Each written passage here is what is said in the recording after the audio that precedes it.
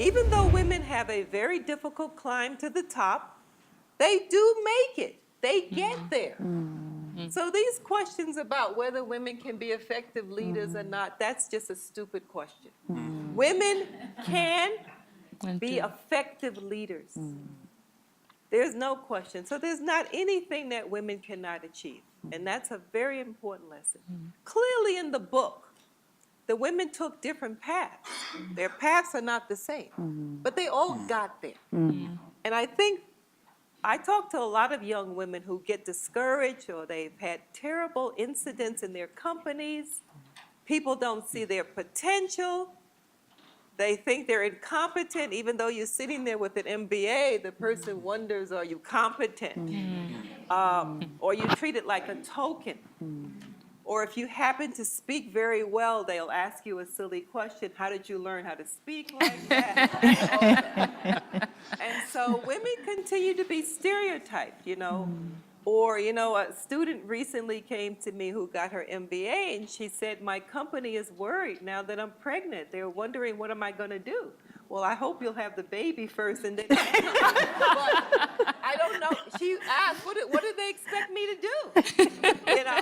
So, yeah, women are mothers. What does that have to do with it? In fact, I think it helps them to be better leaders, but that's my bias. So the second thing is that the message is women can be as effective as men in leadership roles. So we should just get over that stereotype. And the third thing I would bring out is what I like about the women in the story. Even though there's commonalities, Pootie, their voice, their leadership voices, what they value, who they are, how they became who they are, and how that has translated into how they lead and where their passion is. And I think this is another message to young women. Don't emulate this idea of the masculine leader. Find your authentic self, and you will be a very good leader. And that is true across all disciplines. Because when I was working on my doctorate, I was told that you must do certain research if you want to get promotion and tenure. I was told to stay away from the topic of race and gender.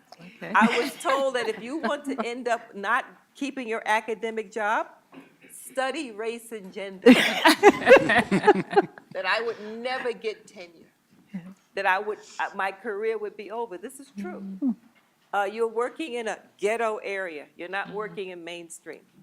Thank goodness I didn't listen to that advice because I wanted to understand what were the challenges and what did it take for someone who didn't fit the typical leadership mold to be an effective leader. What was their story? So I was motivated by the same thing. And the thing that really made me, at times though, you get a little scared, you know. You say, yeah, I'm going to stick to my convictions. And then you say, no, I better go with the mainstream, right? Right, ladies? Yes.